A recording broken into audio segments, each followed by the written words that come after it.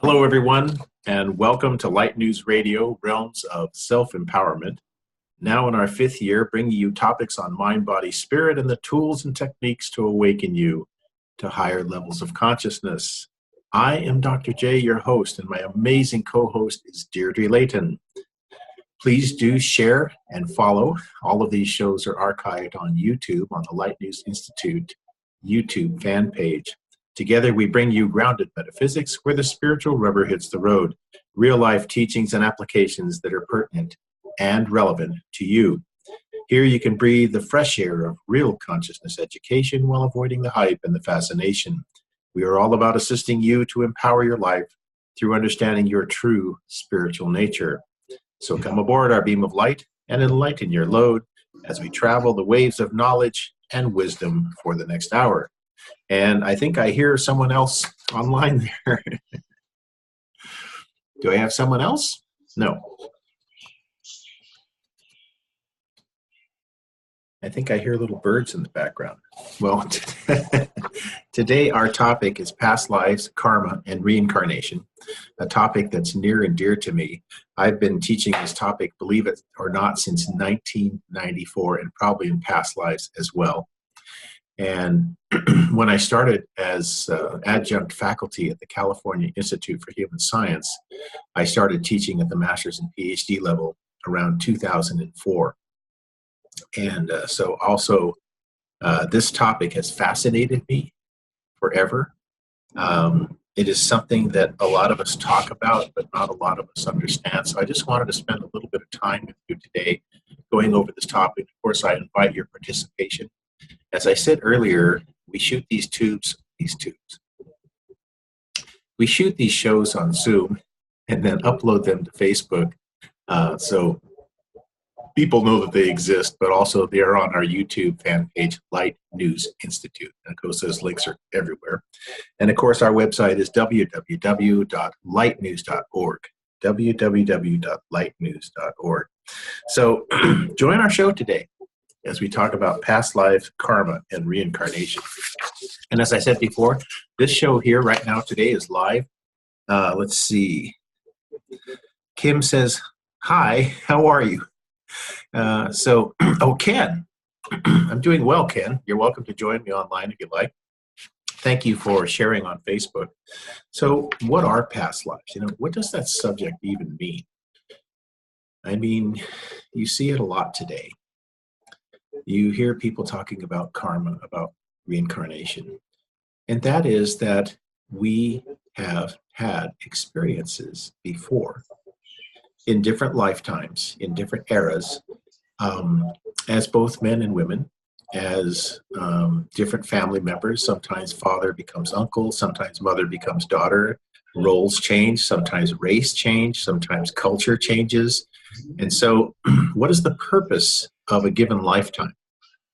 And so to have these lifetimes, let's say you have a whole queue of past lifetimes that have led you into this particular lifetime, the person you see in the mirror.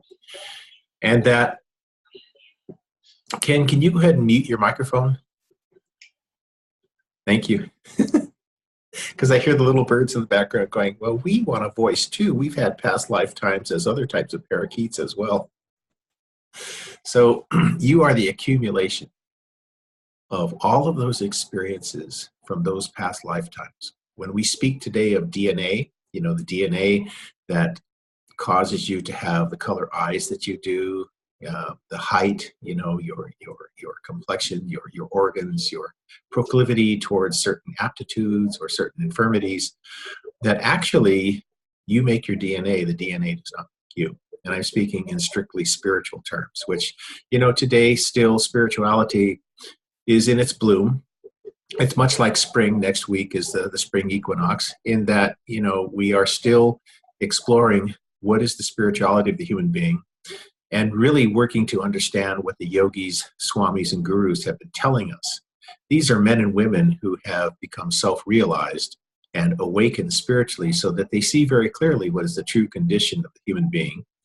But, we still tend to go a little bit into the smoke and mirrors and a little bit the airy-fairy when we're describing spirituality. But fortunately, there's also a lot of hard science that is backing up what the yogis, gurus, and swamis have been saying for thousands of years. So the idea of a lifetime isn't so much how much time you have.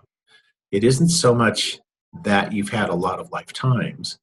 It's what did you do in that lifetime that defined the nature of your character? What is a past life but something that occurred in your past, which is written in history, moment to moment becomes the history of your life. So for instance, you right now watching this program, look back on your life for the past 5 or 10 years and ask yourself, what were you doing? Were you married? Were you single? Did you have children? Did you have work? And so forth. And that all is a part of the experience of living your life. How you made choices, what choices you made, define the nature of your character in that lifetime.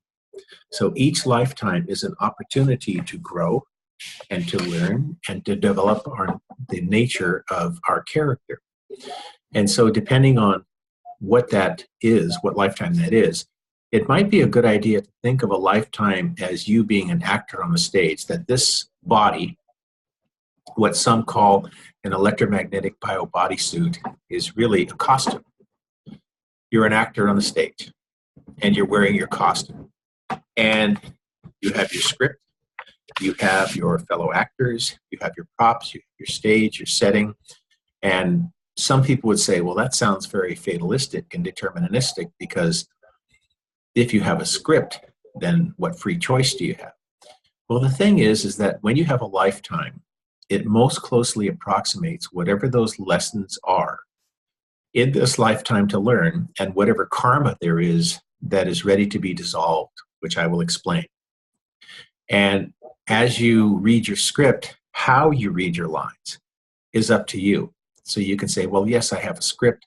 I am this person in this life with this family, but how you treat yourself, how you treat others, that's entirely up to you.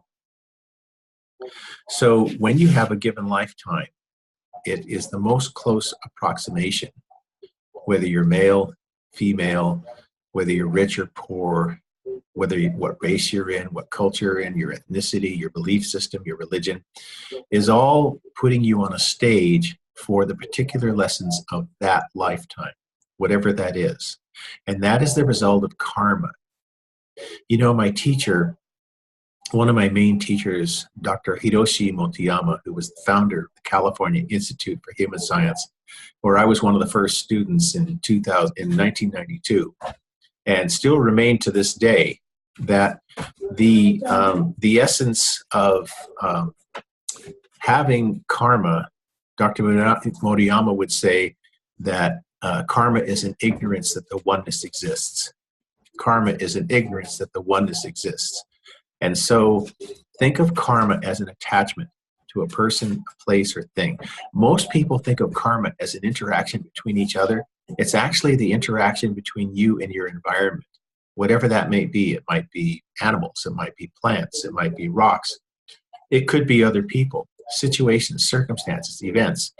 And how you attach to those events is centered around this idea that we live in oneness, that there's no separation, or what some call non-duality. There's no I or thou, there's no you or me, there's only oneness. And certainly quantum physics has gone a long way to explain to us that this is in fact true, that there really is no separation. Two photons headed in opposite directions but are directly related to each other and behaving as if they are the same photon. One person sending power to another, regardless of distance, and making instant measurable physiological changes in that person's body that are even faster than the speed of light, that are instantaneous changes. So we know scientifically that there is this connection. And we're slowly starting to realize that karma is something that is based on this attachment to the illusion of separation, that we believe we're separate from what we seek, we're separate from all things. When the teachers, the spiritual teachers, will tell us that the opposite is true, that we really are connected to all things, that there really is no separation. And so if one engages in a karma attachment, you could say, well, was that all bad? No, and there's even humor. I have a teacher that I just love. He passed in 1952. His name was Paramahansa Yogananda. And one of his devotees asked him, says, Swamiji, you mean we have to give up everything, even ice cream? And he says, yes, even ice cream. So it doesn't really mean something so simple as that, but it does. But, you know, most people think of karma as, let's say, a fellow in 1850 robs a bank and then he reincarnates today, you know, in this era, in the same city, and his house is in a lovely suburb, but it's the only one that gets broken into over and over again. And he's mystified as to he can't make the connection. And so when we talk about this word connection and karma, is that we're not separate from the event that we react to. And so in the West, we use the word connection, like I'm connecting to spirit, I'm connecting to the divine. But the word implies two or more, and that implies separation. In Eastern philosophy, instead of using the word connection, you'd use the word merge, that I really am that, I'm only becoming more of that. And so the idea of karma can also be lovely. Two women came to one of my workshops where when I do a past life workshop, which anyone can host either in person or by distance, I will do an hour lecture and then I'll do evaluations, about a 5-8 minute evaluation for each person. And these two women who came, I said, are you two friends? And they said, oh, no, we're best friends. I said, really? How long have you been best friends? Well, since we met 5 years ago. I said, that's interesting because you two were sisters in Lucerne, Switzerland in a farming community in the 1500s. And that when you reincarnated, you found each other and became best friends.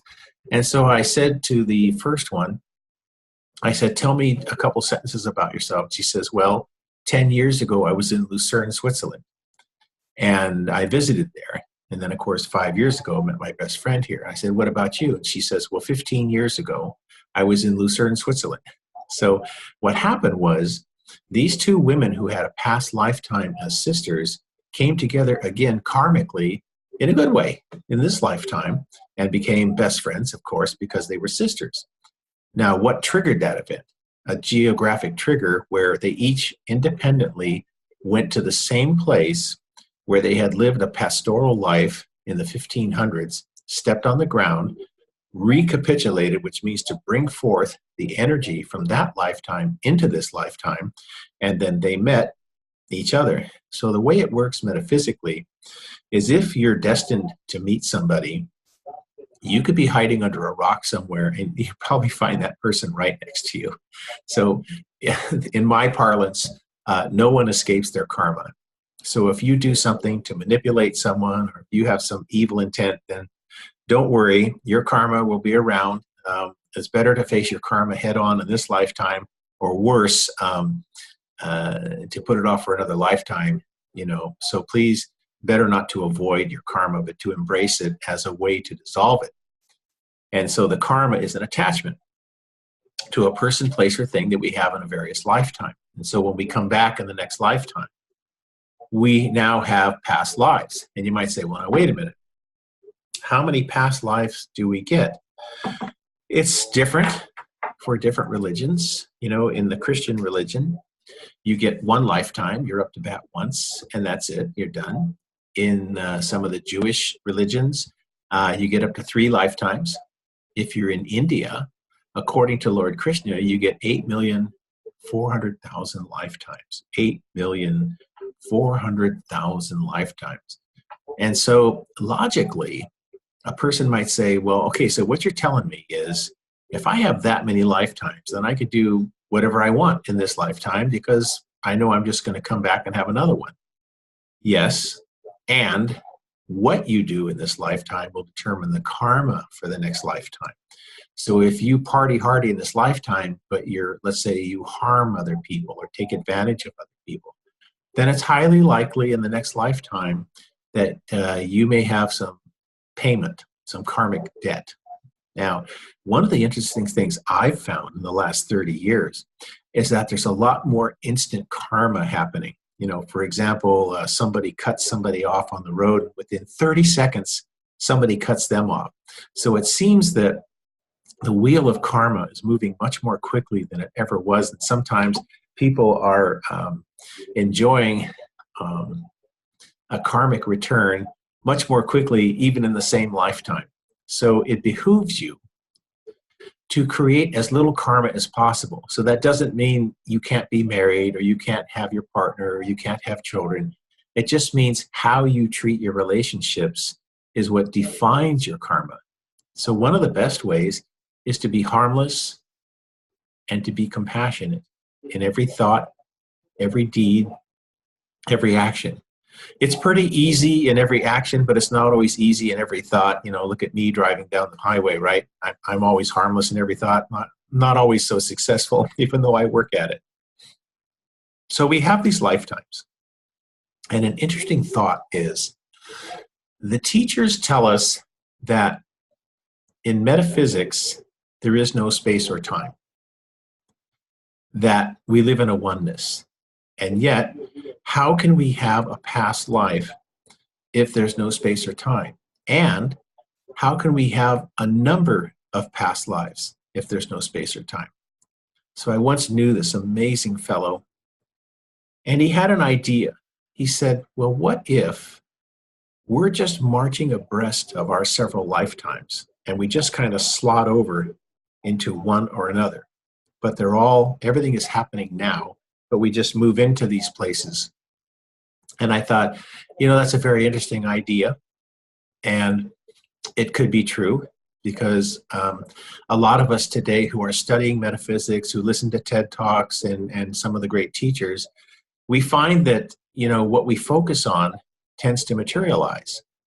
The power of intention, the power of will, the power of centralized focusing on something. You know, what you focus on, what you attract materializes, right? And even Einstein said it's a matter of frequency and vibration and energy. You know, just focus on the thing itself and it will appear in your life. I think sometimes it's circuitous, the way that it appears, but nonetheless, I think it does in fact appear. So we have this idea that we have these many past lifetimes. And as I said earlier, I've done many, many past life workshops in the US and Canada especially. And they're very popular. I've had very good results doing assessments for people, whether it's in my private spiritual counseling or healing practice with integrative chakra therapy. But it's always fascinating how the past life can affect this lifetime. So one of the things that happens is reincarnation is due to this causation. Causation is another way of looking at karma, or cause and effect. You know, if you do this, then that happens. If you keep doing this, then that always happens. Only when you change doing this or the way you do this, then something different happens. So this is causation. So in reincarnation, something interesting happens. When you incarnate, the seeds of karma are located in the chakra system. This is my specialty, my background, something I've been working with for 30 years now plus. And that certain seeds in certain lifetimes will sprout. Not every seed sprouts, not every karma comes forth in a particular lifetime. Every lifetime is different. So certain karmas come forth in certain lifetimes. And when they do, two things are happening. One, the reason for causation or incarnation is that you're now strong enough to dissolve a past life karma. Number two, you never incarnate alone. One of my favorite books on this subject is written by Dr. Hiroshi Motoyama, Motoyama. You can get these books at cihs.edu, California Institute for Human Science. And the title of the book is Karma and Reincarnation. And it has different stories in it about people who have journeyed to different lands and stepped on the ground and brought up a problem. And you might think, well, now, wait a minute, how can that be a good thing? Because you just told me the story about the two farm girls. Well, because this one family had taken a trip from Tokyo to a northern island in Japan they'd never been to before, and they had their daughter with them. And when they got to the island, the minute the daughter got onto the ground there, on the airport, she went into a deep clinical depression. So the parents, of course, were alarmed. They took their daughter, to doctors and psychologists, and no one could figure out what was going on.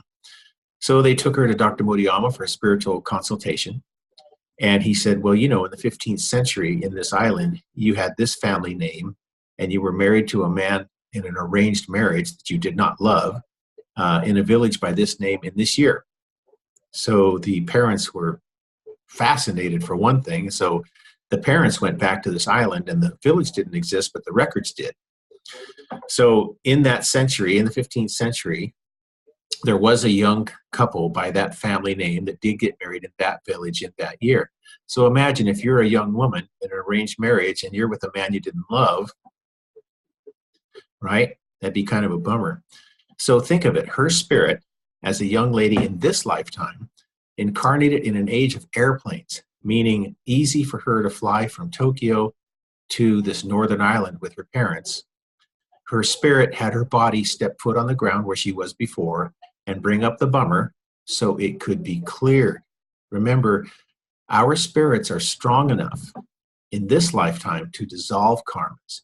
And so she went to the island with her parents. I'm sure she had no idea what was going on consciously, but her spirit did, and had her bring back this lifetime that was so sad because now she had the clinical depression in this lifetime. And then she finds Dr. Moriyama, and through his counseling was able to help her to let go of that karma. So one, you're always strong enough in a given lifetime to dissolve karma. Number two, you never incarnate alone. So they found Dr. Moriyama, just like when people come to my past life workshops for all these years, they find someone like me who can lecture on the subject and give some evaluations. So this is very fascinating. And it goes on. There's a lot of past life regression hypnotherapy. There's a lot of past life integral psychologists. There's a lot of past life practitioners. In my work in teaching integrative chakra therapy in the US and Canada for over 20 years, we've had several instances where past life information will come up for the person that we're working with. And it's fascinating because I think one of the things that really helps a person to release a past life is when they know that you know. So if I'm counseling someone and I say, well, you have a past life doing this, and this is why you think this is way, and this is why this happens, and there's a kind of a bell that goes off of recognition, kind of like representation through relationship. They know that you know, and that helps them to release it because there's an acknowledgement there of a pattern.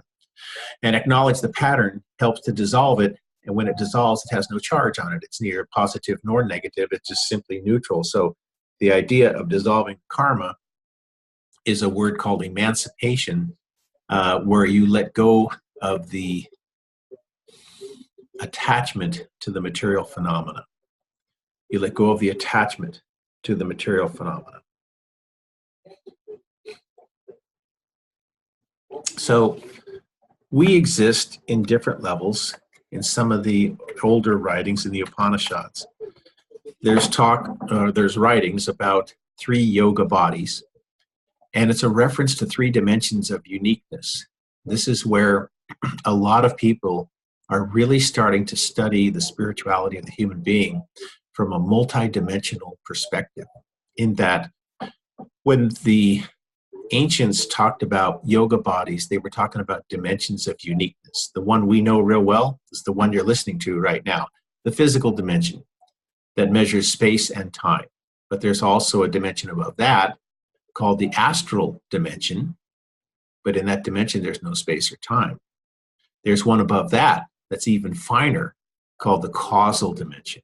So most people, when they pass away, because you might be thinking, well, okay, when you die, when your body dies, where does your spirit go?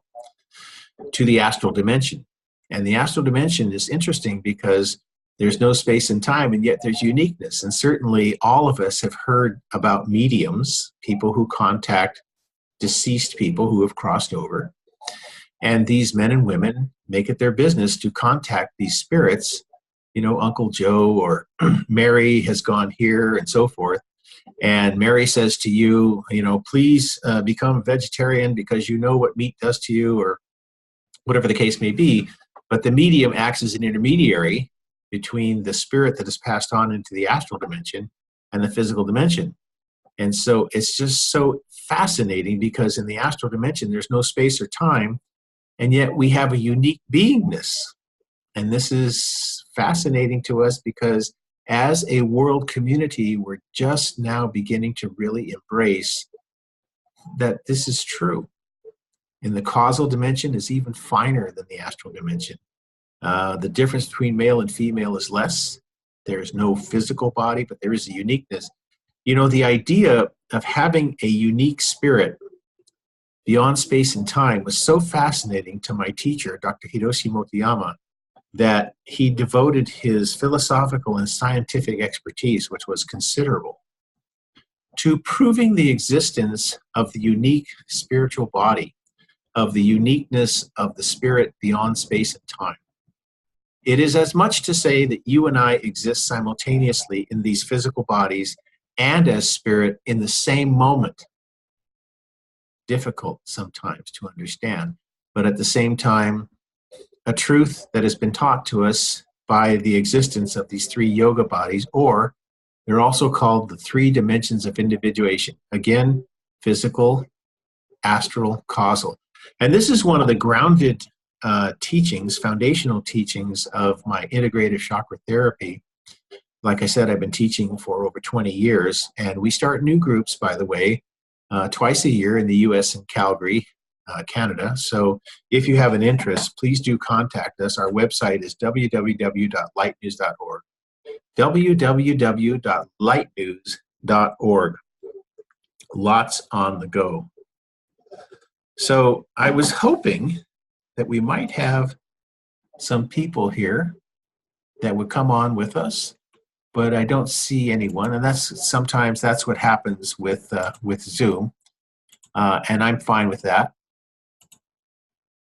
because I have found that I love the electronic medium of being able to do these classes and these videos online, because it gives you the opportunity to be able to listen to it and watch it when you don't always have time to watch it live at 3 or 4 o'clock on a Friday afternoon. That's one of the beauties of the age we live in, is these programs are available to you pretty much anytime and pretty much on the fly, right? You don't always have to be at home or where there's a Wi-Fi connection. The way things are getting connected nowadays is we can virtually be pretty much anywhere with one of these things and be connected. And who do we have here? We have Ken. And who's that in the background? Is that an angel, or is that a fairy, or who is that? That's Sheila. Oh, Sheila. Oh. But Angel would be okay. Angel is okay. Well, hello. Hello, how are you in Airdrie, Canada? Good. Wonderful. So you've been listening a little bit to the program. And the way that my Zoom works, I think, is that it's only good for about 40 minutes. So we have about 12 minutes left. Would you enjoy to ask me some questions based on what you heard? Sure. You got any? No questions? Everything makes perfect sense. I read Dr. Motoyama's book already, so that helped. Last quarter, I taught a course at the Institute called Past Lives, Karma, and the Survival of Consciousness. And one of the reading assignments was from The Synchronicity Key by David Wilcock. Are you familiar with this book? I'm reading it now. You mentioned it, so it's fascinating because Einstein and Yogananda both talked about synchronicity, in that there are no mistakes, there are no coincidences, there are no accidents, that everything's meant to happen for a reason. And so, you know, if we're at the casino and we hit the jackpot and we get $100,000 tax-free, let's make it even better, tax-free, And we say, oh, yeah, meant to be, that's synchronicity, meant to be. And then, you're on the road and you stop at the stoplight and somebody rear ends you and you're at a dead stop. Are you still going to say, oh, yeah, synchronicity, meant to be? Would you react karmically to a situation that may not have been so pleasant, but would you still react with, hardly any emotion, to generate the least amount of karma? I think that's very difficult for us to be very even-handed as to how we react to things in life. Somebody cheats us, and how was the last time you heard someone say, oh, yeah, no problem, no problem? Or somebody gives us a kindness, and we say, thank you so much. Yes, that's definitely karma in action. So, we are growing very much as a global human society. And because of that, there's things on both sides of the equation. There's a lot of cacophony, a lot of craziness, a lot of chaos on one side. But on the other side, there's a lot of progression. There's a lot of inner growth. There's a lot of really good things happening across the board. So this is what we call the tipping point. So my teacher said that in this century, 2000 and to 2099, we as a global community of humans have the opportunity to accelerate our spiritual growth globally. Okay, so how many? Over 7 billion people we estimate right now on the planet. That imagine that all of us working together make such a dramatic change that it's like going from the caterpillar to the butterfly. So what happens if you're the butterfly and you encounter a caterpillar and you say, well, you're not going to need those 100 pairs of Nikes anymore because you're going to have these things on your back called wings. What's the caterpillar going to say to you? And yet we're living in an era where each one of us improves ourselves spiritually, affects all creation. So we're living in the possibility in this era of 2012, the Mayans and other cultures had predicted, where it's possible to make an entire dramatic shift in consciousness. That's this whole level, like the caterpillar going towards the butterfly. And the way we do that is, at first, uniquely, Ken within himself, Sheila within herself, Dr. J within himself. We make the decisions to generate as least karma as possible. We look for the synchronicities, we look for the alignments, and then we go with the flow. Cool thing about the flow is that it's always there, but sometimes, we are not always so much in the flow, even though it is so possible that we could be. So I've had the good fortune with Ken and Sheila to be in their home. We've done a couple of flower readings. And, when people come away with an intuitive insight that they find relevant and pertinent, that is part of their creation as well. So that is a kind of a synchronicity. We generated this group energy in your home a couple times, right? But a lot of people don't realize that they're part of the cause of the generation of that group spiritual energy. And then when it's very positive, like it's been in your home, there is that generation of that spiritual power that stays in your home, kind of like charging a crystal, and then it keeps its charge. So it's good for us to continue some kind of gratitude, some kind of spiritual practices, whether it's mantras, tantras, yantras, something that affirms our alignment to the truth of our spiritual nature, because that is like charging a personal battery, a planetary battery, and a cosmic battery. It works not just only on Earth, but throughout all creation. And if we truly want to help to grow the Dharma, which means the right action, right behavior of our world, we have to start with ourselves. We have to do in life what each one of us came to do. So if I came to share a little bit of this knowledge, then for me, it's best to share it as lovingly, kindly, fully, respectfully as I can. And then that way, when somebody listens to it, they can consider, yeah, I can see that, or I understand that, or that makes sense, or it gives me more questions. What do you guys think about that? Well, I have a question about that. So does that mean that how does one know if they're here for dharma or karma? That's a great question. My answer is what I know dharma to be. Dharma is right action, right behavior, right relationship.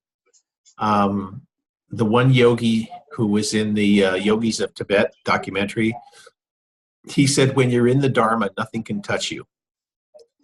And a karma is still an attachment to a person, place, thing, or an event. It's still some form of attachment. So by definition, I think a dharma would be right action without attachment. And so some of us laugh when we say, well, what do you mean, saying I can't be married anymore? And of course you can, and have children, and have critters running through the house. But how you attach to them is what defines you, lovingly, or do you cling, or are you supporting each other, or are you vampires sucking off of each other? Those are two entirely different ways of treating each other, right? And treating each other with love, respect, and compassion.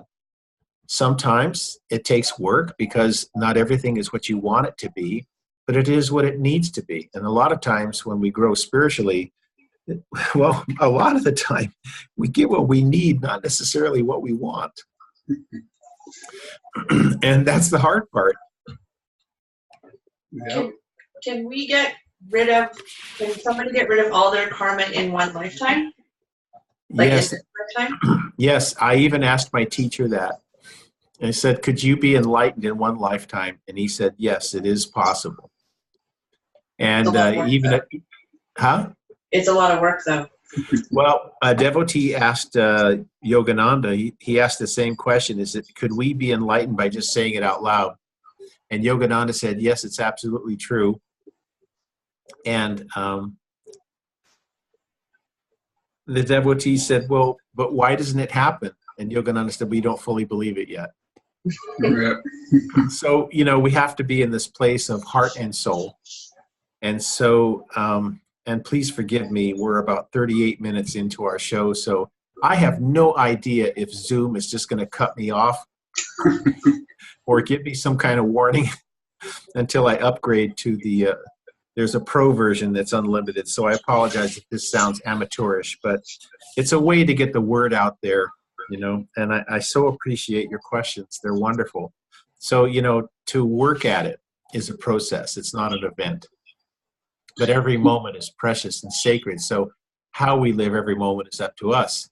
So do you ever get tired, but at the moment you're tired, you say, I should be doing something, but your body's tired. But then your head says, but I should be doing something, but your body's tired.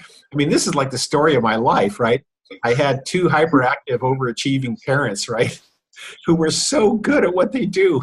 And so for me, I just had 66 orbits around the sun, and there's still times I'm resting and I'm going, you're laying down. Why are you laying down? Things you could be doing. You should be doing. We do this to ourselves, right? And so I think part of a good life is knowing when not to take yourself seriously. I think a good life is knowing when to have a sense of humor, that every breath is precious and sacred, and to bless every moment. But it goes back to synchronicity. If you have that bummer and you go, oh, yeah, I'm blessing this bummer. I still, for myself, maybe I have a long way to go because I still have problems with blessing the bummers in life as a gift. But yet you hear so many people saying it. Oh, you should do that. I think it's a little difficult in practice than it is to just broadcast it. My word to you. Oh, Ken and Sheila, just let it go. It's no big deal. Well, maybe. I have some dear friends right now who are going through some very heavy trials, and our thoughts and our prayers are with them, and yet they are their trials. We can't just shoulder them ourselves. So, I think one of the best ways that we can help the karma of the world is by continuing to develop ourselves spiritually, continuing to awaken ourselves, to do the right thing at the right time in the right place, to be in the flow, to be harmless and compassionate, and to fully do our work without comparing ourselves to others. Like, what if a person owns a store that sells sewing machines? And they say, well, I only own a store that sells sewing machines. I'm not out there preaching to the public. Well, but maybe you're supposed to own a store of sewing machines. Maybe you're supposed to own a bank. Maybe you're supposed to be a real estate officer. Maybe you're supposed to be a veterinarian, and that's what you're supposed to do in this life. But how you do it defines the nature of your character, the decisions you make. So I think it's good for us to be very careful what labels we put on ourselves, and very careful what expectations in terms of how we compare ourselves to others. The yogis have a saying. They say, in the end is between you and God. It's not between you and anybody else. So I think this is very pertinent to all of us. Very pertinent, if not something to bear in mind. I've been meditating lately about anxiety, because I think a lot of us have stress. I know I do from time to time. And it makes me think of Yogananda, who I said was very dear to me. And I was thinking, well, if you're in anxiety and stress, it's actually taking you away from God. And I don't mean that in a religious context, but I do mean it to say that, where is our focus? Is it on fear or is it on love? You talk to people like Dr. Moriyama, who I had the pleasure of knowing, he would always talk about love being the foundation of who we are. And sometimes it's just really, really hard. However, I think it's when we're in times of anxiety that we focus on love. And we do those things like maybe we get a picture out of our family or of a saint, or we read some passage, or we listen to some beautiful music, or we go outside and we look at the beautiful sunrise, or something that reminds us of the beauty of creation. And I'm not saying that don't grieve when it's time to grieve. I'm just saying there's ways that we can break the power that fear and doubt and anxiety can sometimes hold over us. We're living in a world today that has great rapidity to it. Things change so quickly. We sometimes feel like we're not catching up, and yet if you live in a oneness, what is there to catch up to if you're already there? There's nothing to catch up to. There's no place to go because you're already there. There's nothing to find because nothing's lost. But what do? We always worry about whether we'll have enough. We always worry about something. And I think that one of the ways to reduce the karma is to reduce the worry. And I don't mean that you don't care. I mean, just choose your reactions more carefully. Choose to respond instead of react. Instead, in what way can I respond to the situation that's loving? I can still say no, but there's many ways to say no, right? I can still not agree, but there's many ways to not agree. I can still put my foot down, but there's many ways to put my foot down. So you can still maintain a sense of self, but lovingly, what works and what doesn't work for you. Did you have another question? Yeah. So can you reincarnate other places other than Earth? I believe yes. Personally, I feel there's many, many places one can incarnate. I feel that there's many places that are humanoid, mostly humanoid.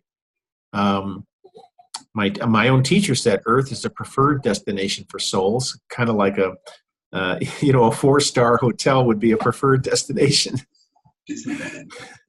And he said, yeah, Disneyland. And he said that Earth has a very strict immigration policy. Not every Not every soul that wants to be here gets to be here. See, and so he would look at you and he'd say, you're very lucky people to be here at this time, this 2012 era. So yes, personally, I feel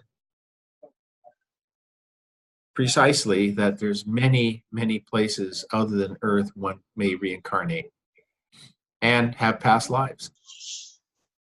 Because reincarnate says to come again.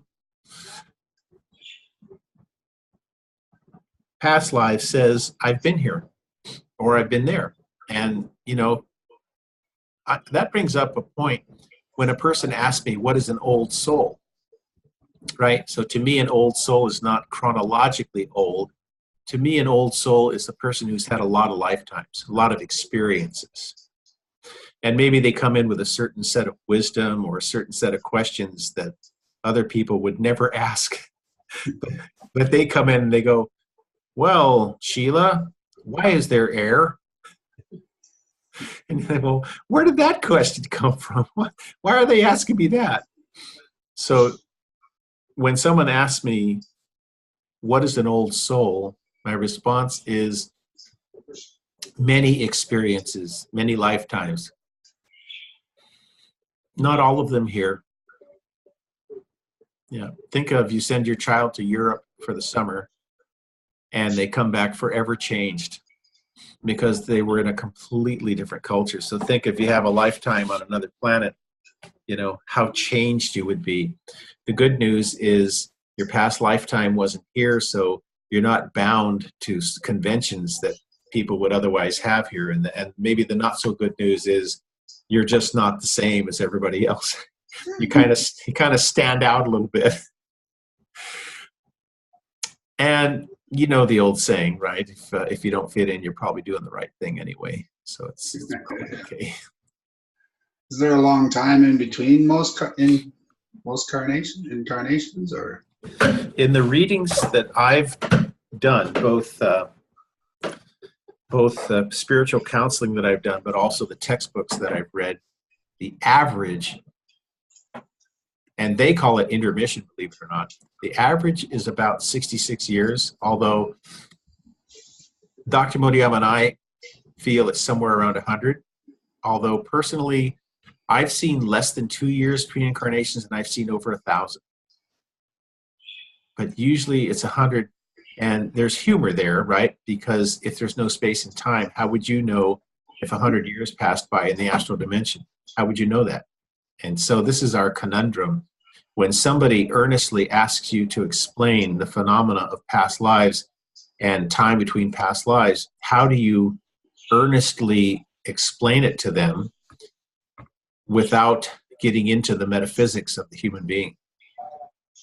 It's almost impossible, right? Because people love it when they talk to a medium. Oh, I've contacted Uncle Joe, and he still smells like cigars, because he always did, you know, when he was in the body. Oh, yeah, that's Uncle Joe.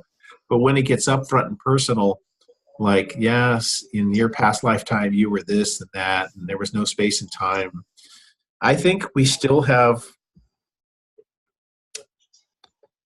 a lot to consider.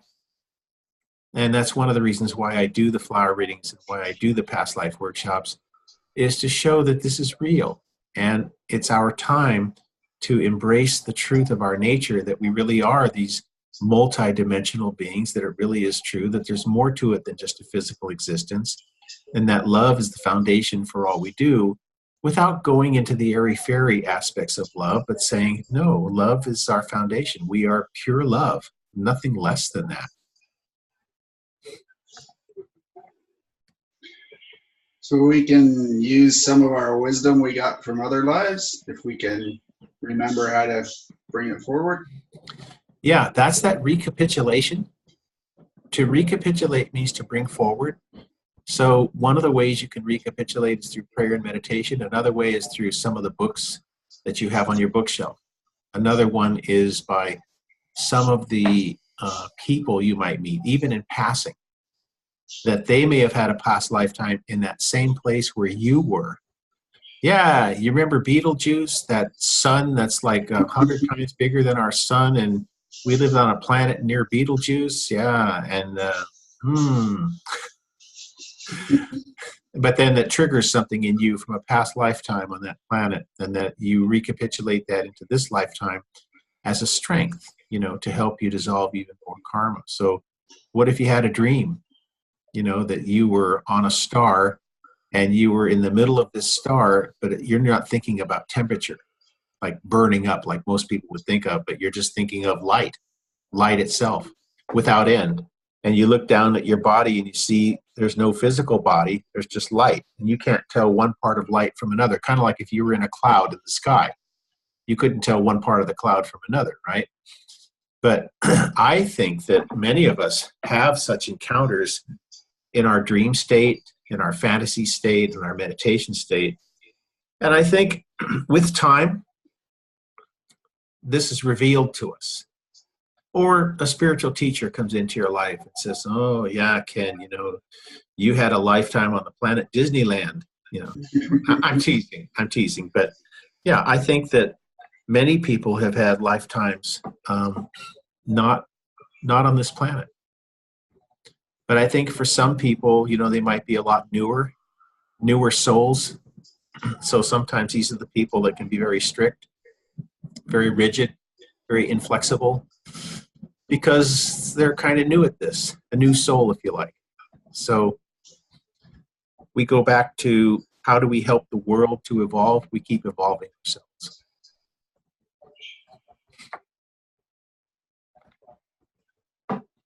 My website, www.lightnews.org, lightnews.org. I've got a new online course coming up called Awakening the Master Within. It's a 6-module or 6-week course plus a bonus module to tie it all together. There's lots of other things going on, but because this show goes on to YouTube, I don't want to talk about too many calendrical things, because, this is March 15th, 2019, but somebody might be listening to this March 15th, the year 7000. Who knows, right? Who can say? But we offer free healing to the public first and third Mondays, although check that in San Diego, because we're changing locations and we'll be changing days pretty soon. And then in Calgary, second and fourth Mondays at Families Matter Calgary, if you're watching. So again, for information, we are at www.lightnews.org, www.lightnews.org. So any more of these great questions, Ken and Sheila?